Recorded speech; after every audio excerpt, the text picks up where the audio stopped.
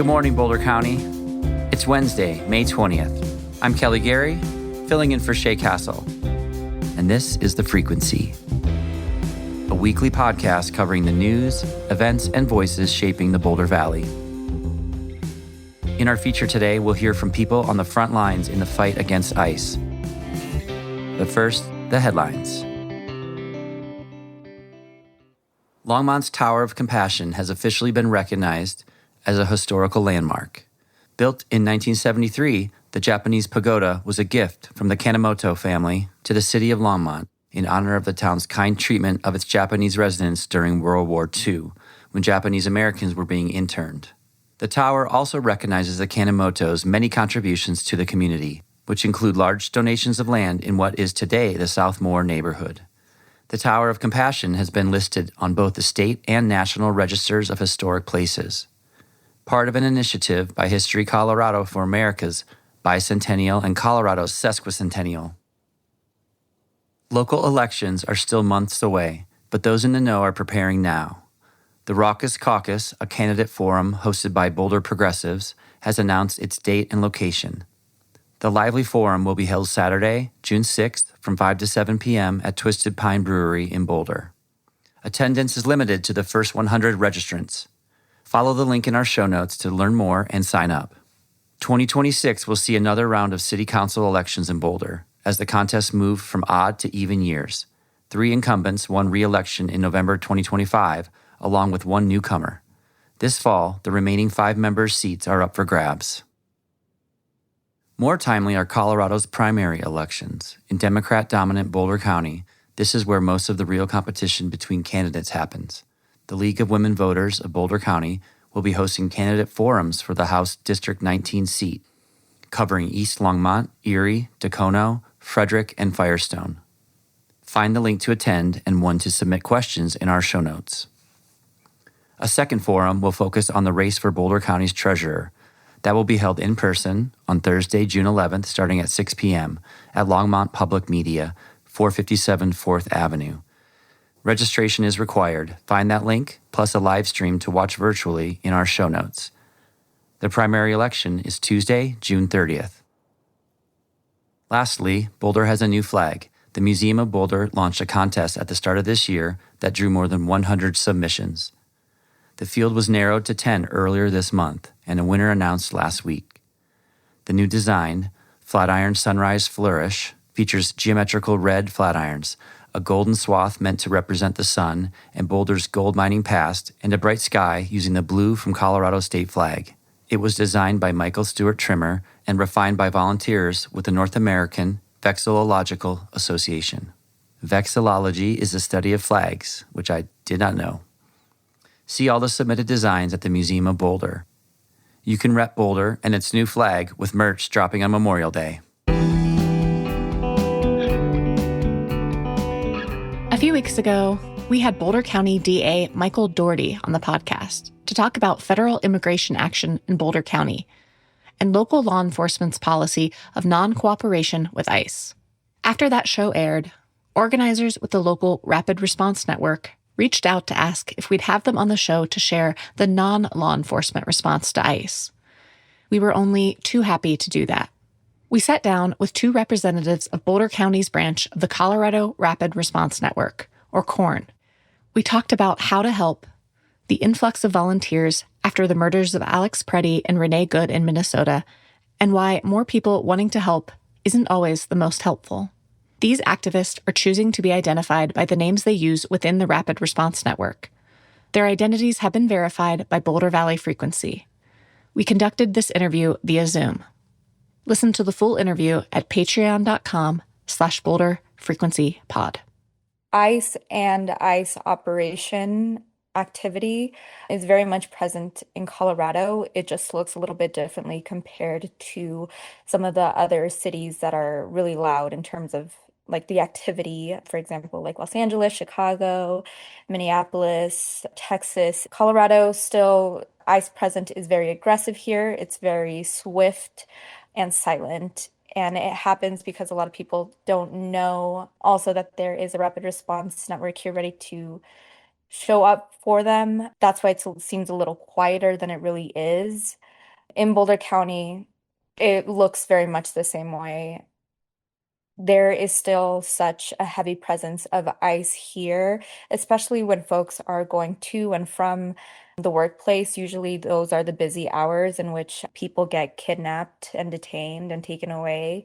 It happens so quickly that they can't, call a family member. And some of them don't know that there is this network ready. So it's still here, it's still present. And unfortunately, communities, whether it's immigrant communities or citizens, still are operating under, oh, that doesn't happen here. We're okay, we're fine. They're only getting the bad, undocumented people. And it's like, no, they're actually detaining really anybody, and they're heavily racially profiling folks. And I've actually heard from people that we work with that they didn't think it was going to happen to them until I showed up at their door. So, listeners of the podcast and others have already seen very publicly what the local law enforcement response to ICE is with the Know Your Rights trainings and having the DA on the podcast.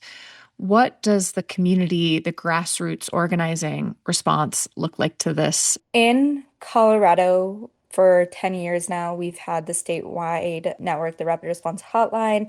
In terms of like our little local branch, we are still a small group, but it is a tight-knit group that is very much connected and trained up to really respond to different incidences that may occur in Boulder County. And we've been successful in the past of standing with our neighbors, working with them, shooing off ICE, making it really difficult for them to carry out their operations, really standing with our neighbors against law enforcement. I feel very proud of the work that we're doing, and we're still developing and trying to innovate and strategize to see what more we can do about how we can be even more proactive.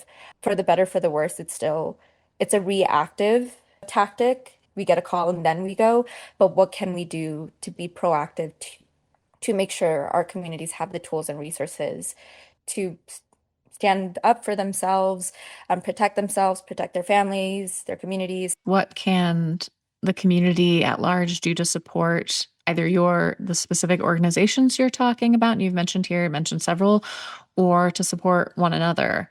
And I mean this at the very basic level. Like, I'm listening to this, I want to help, but I know nothing other than I want to help. First and foremost, you got to check in with yourself to know where that desire to help comes from.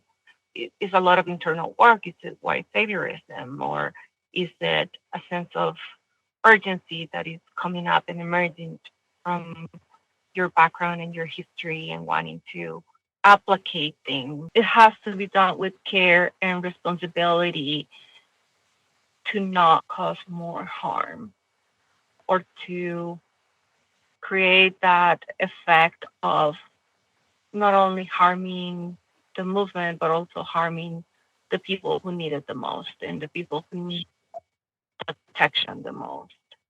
So I will say, first and foremost, reflect on where that desire comes from to help, and then approach any of the local organizations that are serving already the Latino communities or the immigrant communities in general, because they know best. They know best, and they have been doing it for many, many decades, and they are formed by fellow immigrants. So rather than creating new strategies and plans, cultivate that cultural humility and approach the communities that are already doing the work. For example, in Longmont, we are working alongside El Comité. We're connected to other organizations in Boulder, El Centro Amistad. We have a number of organizations, including the Family Resource Network, our center, Sister Carmen, that are serving a wider community and communities that have been historically targeted and continue to be targeted. So those are other ways in which you can contribute by volunteering at these organizations, or if you have the financial means to be able to contribute monetarily, I think those will be also contributions that, again, build community and you can be part of without having necessarily to be at the forefront of the movement. Yeah, there's definitely been an increase in more folks wanting to get involved in the strategy of rapid response against ICE. Drastically an increase of people wanting to be a confirmer and wanting to be a part of the network, even replicating their own hotline, even wanting to create their own rapid response through Signal chat. It just kind of blew up for the better, for the worse. A lot of people wanting to do something here. It's a little bit tricky because people have really taken it upon themselves to kind of show up at these different incidences through the information of the CORRN hotline information that's meant for trained confirmers. And when that information gets leaked and people with the best of intentions want to do something, but once they're there, they actually do the complete opposite, in which they create, because they're untrained and really don't know exactly what they're looking for or how to work with community, they end up driving more traffic there, which for residents in those communities are like, why is there an influx of people here? Why are folks driving? Are they iced? Are they not iced? So they're creating more chaos. And they also are escalating situations or not working with the community member to see what exactly it is that they need in that moment. So that's the tricky part of not training, not understanding how to remove yourself from the situation and figure out what it is that impacted folks need in that moment. The way in which CORRN has taught people how to do it is with intentionality and care, because things can quickly escalate and people can get hurt and or people can die. That precedent has already been set. So it's not for anybody to just mobilize quickly and, just be there and start making chaos. You might hurt yourself, you might hurt other community members. Well, I guess I have the follow-up question to that, like, kind of shift. Is that in the wake of like Alex Pretti and Renee Good just being the system being overwhelmed, or is that something that was already happening? Yes, yes. There was definitely an increase in volunteers coming and wanting to participate in the network. And a lot of them, this might be a little bit controversial, they're like, you know, stand up at the moment, go to your rapid response network. And it's like, whoa, whoa, whoa, relax. Sure, that's one way, but that's an influx of people now coming to a system that is volunteer led, and it's going to overwhelm the network. And it's what happened after Alex Pretti and Renee Good got executed. An influx of new people who are new to organizing, like, I want to get into rapid response, I want to do this. And it's like, do you know what this actually means to be in the front lines? And now that the ante has been upped, there's a potential that if you go out there, you don't know what ICE is capable of doing, and you might too get executed. Are you ready to risk it? Have you drafted your own safety plan? Have you talked about your family? Do you have kids, pets? Do you have maybe like a fund ready for you? Like, those are things that people don't understand sometimes. I want to make sure that people understand that these are really high stress situations. And that is something that a lot of people don't have the skill set or are ready to do that kind of work. And that is fine, because in this larger liberation front, there's so many beautiful, wonderful things to be done. We definitely need more dispatchers. That's another part, that's another role in the larger network. Dispatchers are the folks who answer the calls, which is a 24/7 hotline. If you are super bilingual and can quickly work under pressure and share resources and know your rights to people, we need you bad. So if folks want to do that from the comfort of their own home, that's one role that a lot of people who can't be on the front lines actually do. There's also other roles in terms of doing like court accompaniments for folks who have different hearings. That's another way you can support the community. Ingrid is not able to be always on the front lines, so she provides her services for taking care of confirmers who are in that high stress situation, and provides teas, provides AccuDetox, provides wellness tactics about how we can take care of ourselves. That's so beautiful. Other confirmers, some of them run mutual aid groups. Some of them serve their unhoused populations. I know, like right now, ICE and immigration raids is kind of one of many things that are happening in our world. But again, this is for the long haul, right? And that's what we want to let folks know. Like, working in the liberation front, doing organizing work, it's through the unsexy times too. And a lot of it is grunt work. It's, working with community, right? Learning how to strategize, learning how to work within conflict. And a lot of people don't know that that's what it needs. How do we practice mutual aid, taking care of one another? How do we continue to do the work even when it's not in the mainstream? Again, I will invite people to get close to organizations that are already doing the work.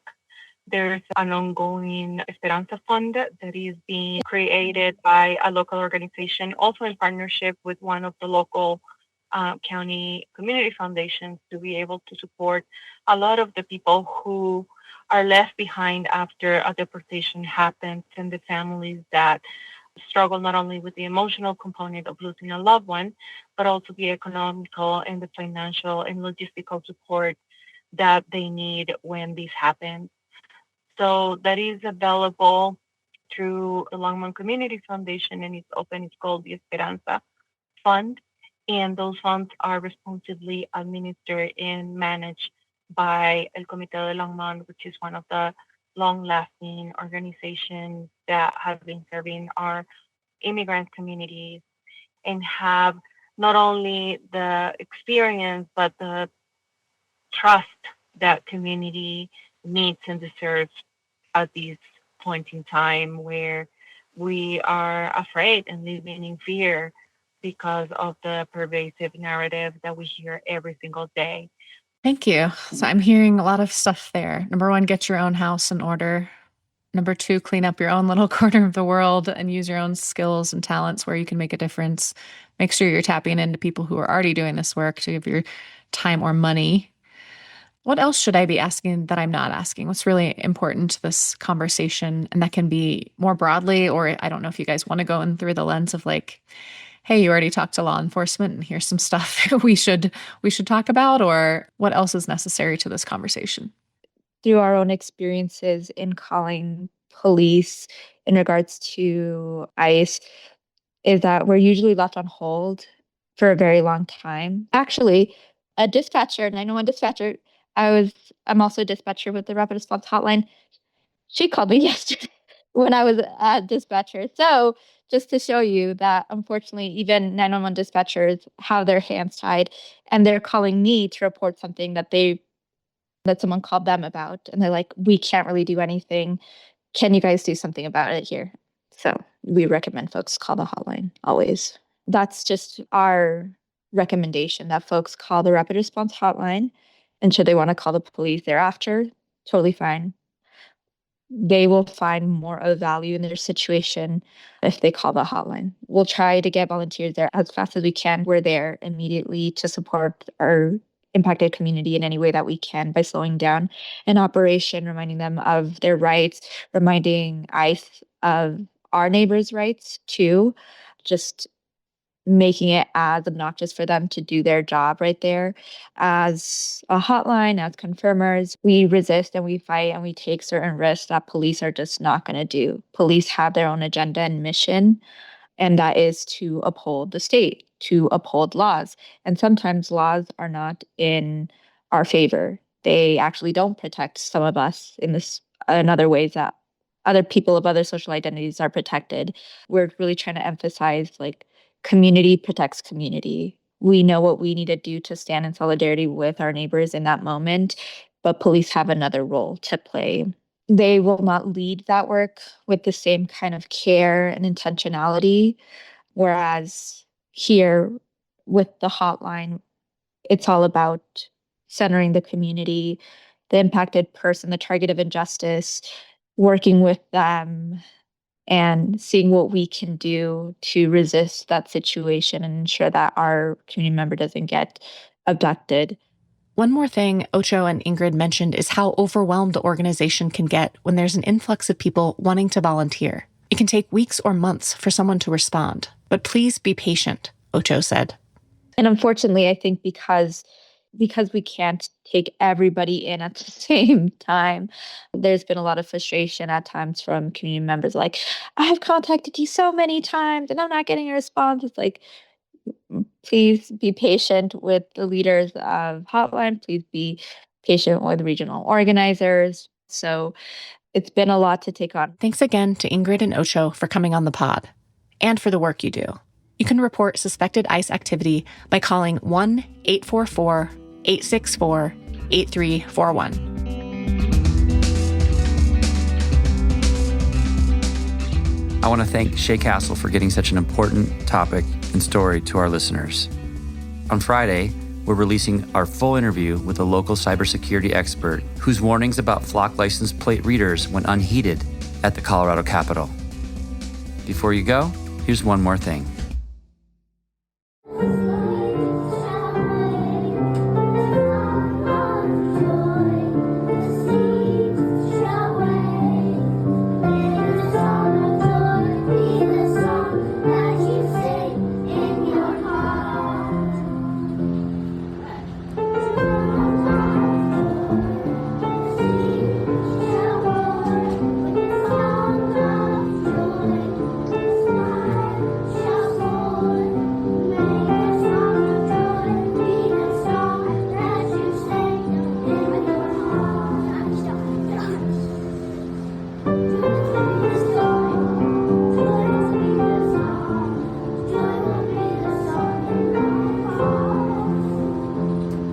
Yeah.